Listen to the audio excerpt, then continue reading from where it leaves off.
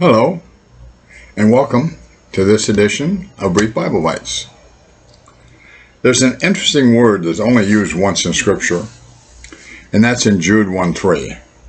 Beloved, when I gave all diligence to write unto you of the common salvation, it was needful for me to write unto you and exhort you that you should earnestly contend for the faith which was once delivered unto the saints. The word is contend. The Greek word it comes from is epigodnizomai, and it's an interesting word. It's like a struggle to do this, wrestle with it, work with it. But again, it's not to try to get something you don't have. It's to try to get something out that you already have. And while that word is only used once in Scripture, it is very similar to the word found in Philippians 2:12, which is katagazomai, wherefore, my beloved, as you've always obeyed, not as in my presence only, but now much more in my absence, work out your own salvation with fear and trembling. That's the word for work out there. And it's not, as I said, it's not that we're trying to work up something that we don't have. It's that we're trying to get something to come out that we already have within us. Yeah. Paul's not saying struggle, nor is Jude, struggle to get saved. He's saying struggle in this battle between your flesh and your spirit and your soul, your spirit and your flesh.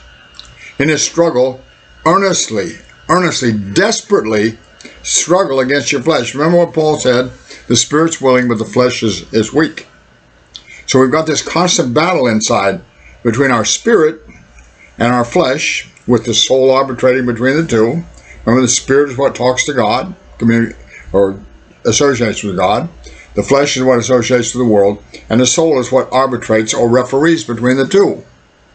So this is what these two scriptures are getting, both Jude and Paul are getting at, is struggle hard.